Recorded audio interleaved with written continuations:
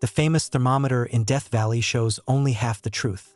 It measures air temperature but does not register even more deadly things. Disorientation, when every landscape looks the same. Panic when you suddenly realize the absence of water. The illusory confidence of a map leading nowhere. Death Valley is a geological phenomenon, squeezed between the steep Panamint and Amargosa ranges. Lying 90 meters below sea level, it forms a gigantic natural heat trap.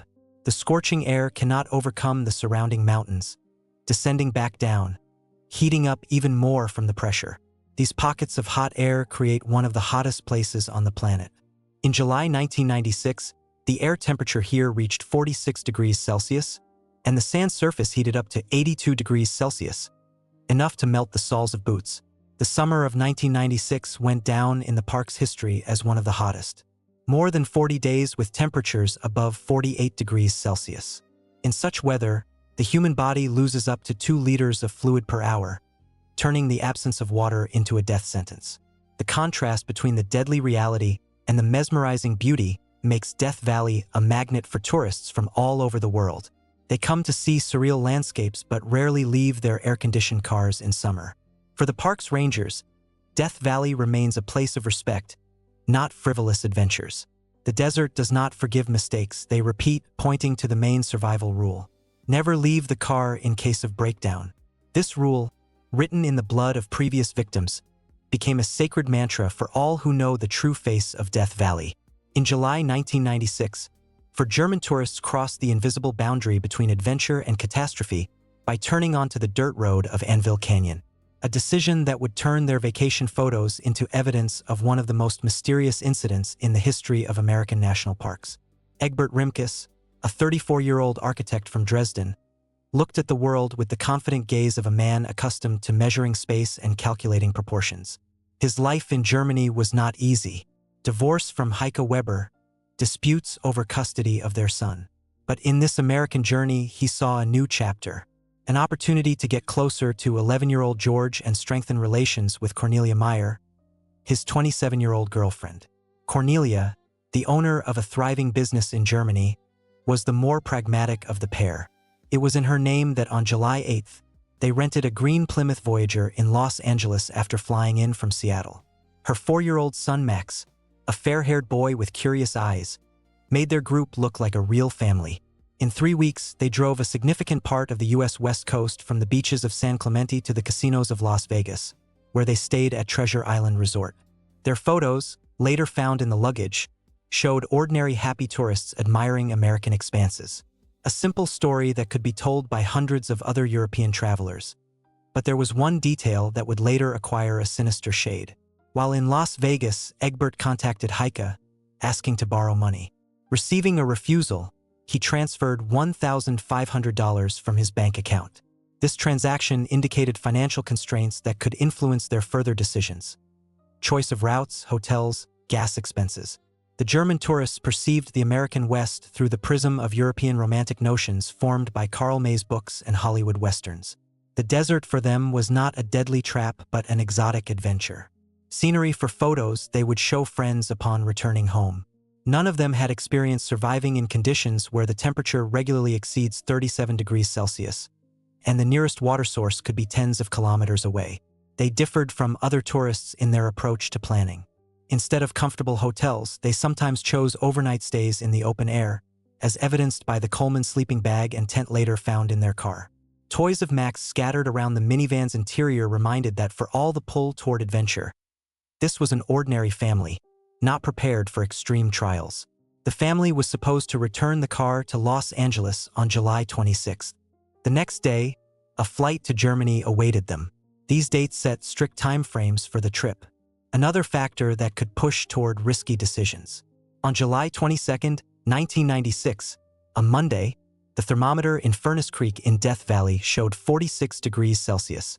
On the same day, Egbert and Cornelia with the children entered the national park and stopped at the visitor center. Here they bought 2 copies of the Death Valley guidebook in German. This choice confirmed normal tourist interest. However, the absence of questions to rangers about route safety would later prove fatal. By this time, their financial reserve was clearly melting. The rented minivan had already traveled a significant distance from Los Angeles to San Clemente, from there to Las Vegas. And now Death Valley. Less than 5 days remained until returning to the airport, and Yosemite National Park loomed ahead. Simple logistics pushed toward finding the shortest paths. Studying the Death Valley map, not a modern GPS, but a paper one with blurred designations of dirt roads. They saw a potential route through the western foothills. To avoid a long detour along the park's eastern border, one could cross the mountainous terrain through Mengle Pass, get to the other side, and head to Yosemite directly. On the map, the road looked passable. Nothing warned that it required a four-wheel drive vehicle with high clearance, not a city minivan Voyager with a clearance of only 15 centimeters. In 1996, such warnings on tourist maps were rare. In the second half of the day, the family reached the abandoned mining camp Warm Springs. Here, in a small dusty room, a guest book was kept. Cornelia left an entry indicating they were heading through Mengle Pass. This journal, discovered only in October, would become the most important evidence in understanding their route.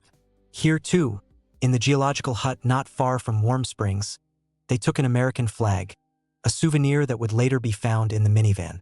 This impulsive act reflected their carefree mood, the mood of people unaware that they were balancing on the edge of the abyss. The path continued along dirt roads.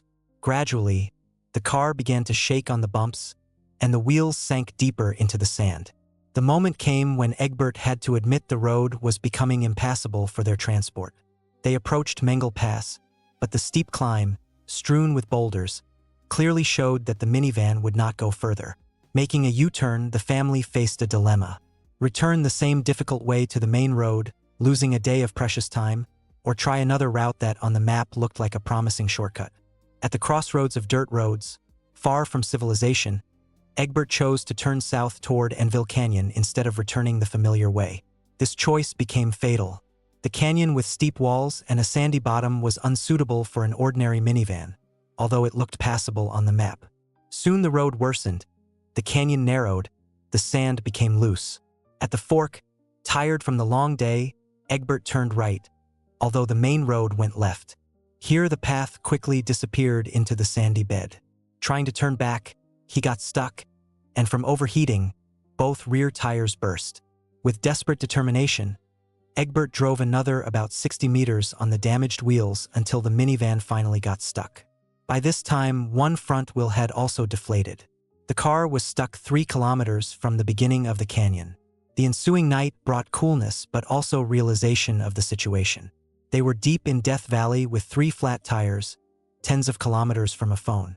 The minivan remained the only shelter from the heat, but every hour of waiting reduced the chances of returning to Los Angeles on time. On the map, they noticed the China Lake Naval Weapons Center base 14 kilometers to the south. For Europeans accustomed to patrolled military facilities, this could seem like salvation. Now Egbert and Cornelia faced a decision that would turn an ordinary failure into a mysterious tragedy. Dawn on July 23rd in Anvil Canyon came mercilessly early. The first rays of the sun, reflecting off the sandy canyon walls, turned the minivan into a scorching oven. By 6 a.m., the temperature inside had already reached 35 degrees Celsius and continued to rise every minute. The silent presence of the dormant volcano shaping Death Valley's geology was felt in every breath of hot air. The first attempt to free the car ended in disappointment. Egbert found a jack in the trunk, but the loose sand made it useless. The base constantly sank, not allowing the minivan's body to be lifted for wheel replacement.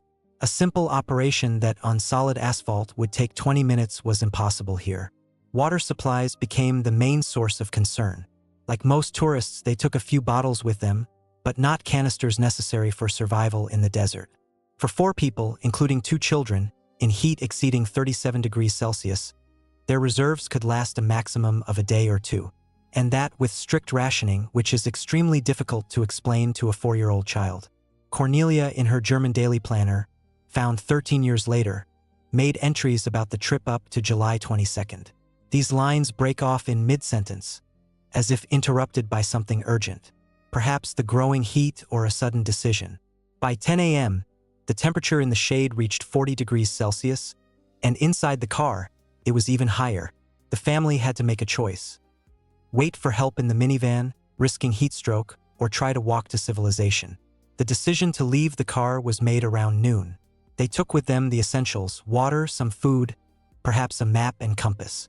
But critically, they left most things in the locked minivan, including passports, money, and extra clothes. This suggests they planned to return or believed help was close. The path south through Enville Canyon seemed logical. On the map, it led to the military base, and the terrain looked relatively flat.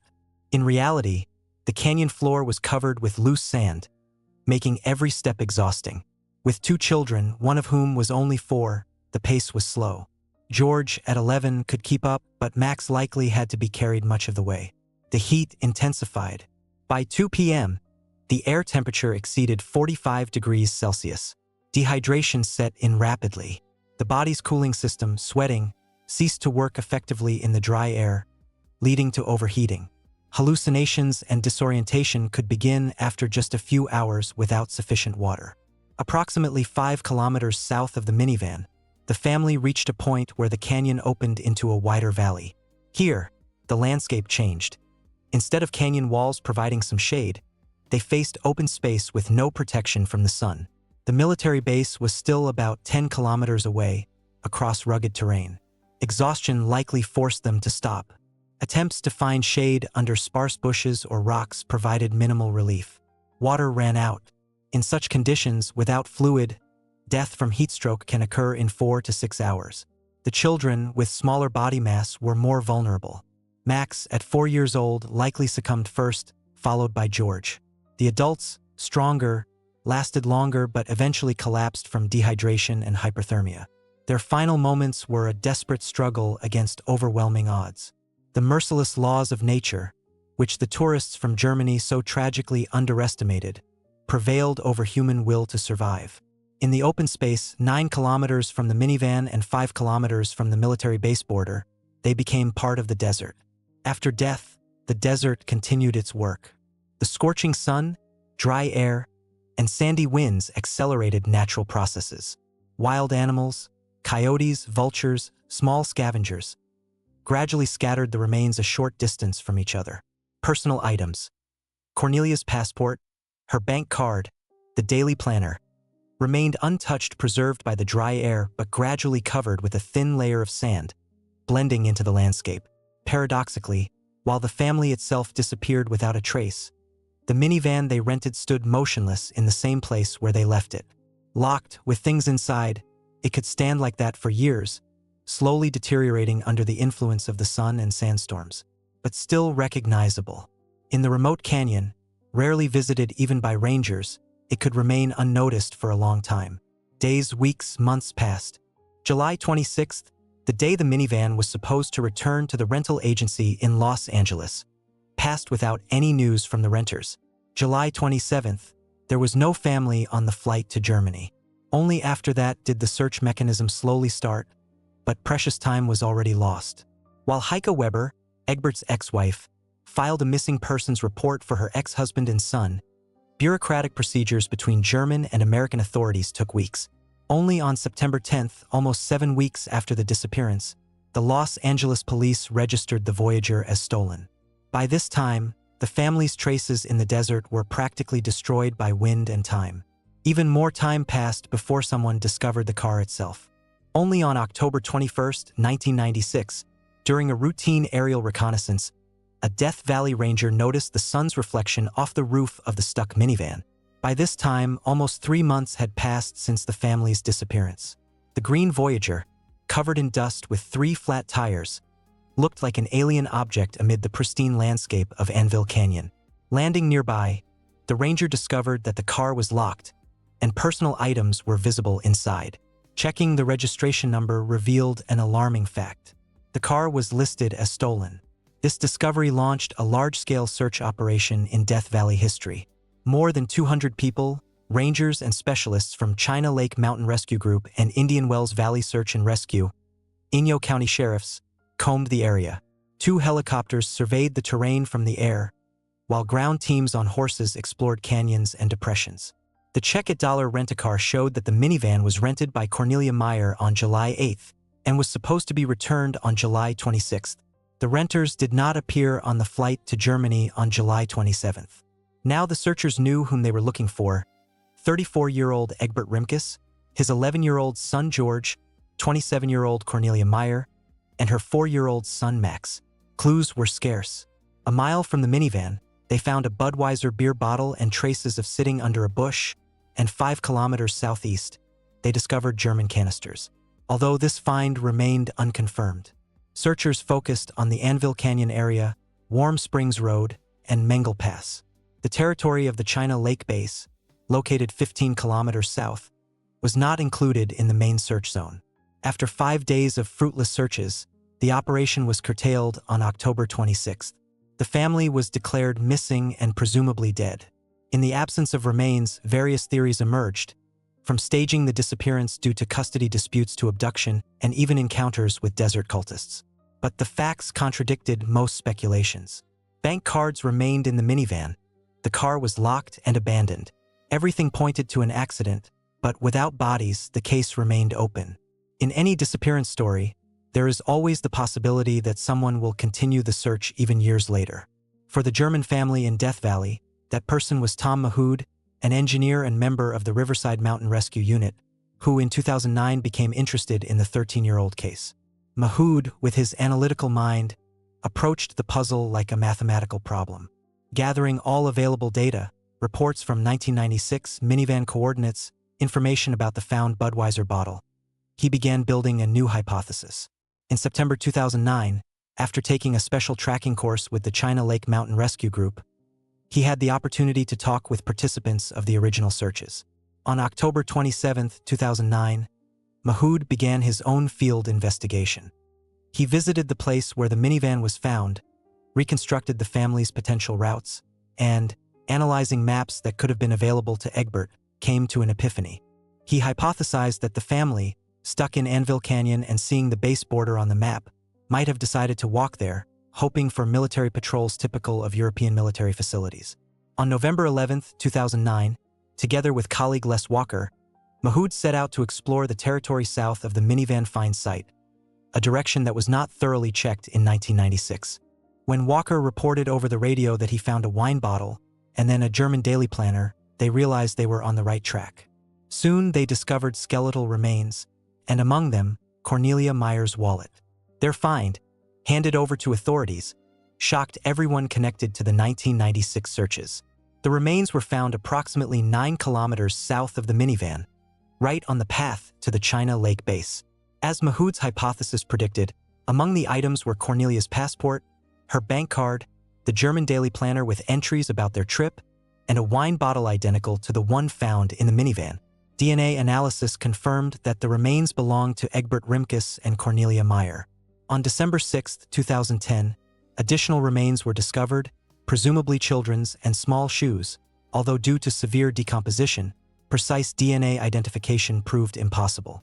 Nevertheless, the location of the finds and shoe analysis left practically no doubt that these were the remains of George and Max. After 13 years of uncertainty, the case was effectively closed. Mahood's hypothesis that the family tried to reach the military base was accepted as the most likely explanation. Their remains were returned to Germany, where the families finally had the opportunity to hold a dignified farewell. The tragedy of the German family in Death Valley led to important changes in the park's information policy. By 2010, stricter warnings about summer dangers were introduced. Multilingual materials were released, including German, intended specifically for foreign tourists. The park began collaborating with GPS companies to remove impassable dirt roads, such as Anvil Canyon, from navigation systems. However, the most important lesson from this story was the confirmation of the golden rule of survival in the desert. Never leave the car. If Egbert, Cornelia, George, and Max had stayed by the minivan, waiting for help, despite the heat and limited water supplies, their fate could have turned out differently. Instead, succumbing to panic and underestimating the desert's harshness, they took a step that turned a potentially salvageable situation into a final tragedy. The story of the Germans in Death Valley, as rangers often call it, became a warning for all future visitors to this harsh but beautiful place. It reminds that even in the modern world of technology and comfort, nature remains the supreme force, demanding respect, preparation, and common sense from those who dare to enter its territory. For tourists driving along the main road of Death Valley today, information signs warn in several languages. In case of breakdown, stay by the car and heat kills. Perhaps these simple warnings, if they had existed in such quantity in 1996, would have been enough to change Egbert Rimkus's decision in that critical moment under the scorching sun of Anvil Canyon. The story of the German family in Death Valley is not just a tragedy but a frightening reminder of how thin the line is between adventure and catastrophe. For people, full of hopes for a dream vacation, faced the merciless force of nature that does not forgive mistakes. Their desperate attempt to reach salvation, despite the heat and dehydration, evokes both admiration and horror. But questions remain unanswered. Why did Egbert decide to leave the minivan, violating the main rule of the desert? Was it panic, false hope for the military base, or something else? Could they have survived if they had stayed by the car as rangers advise?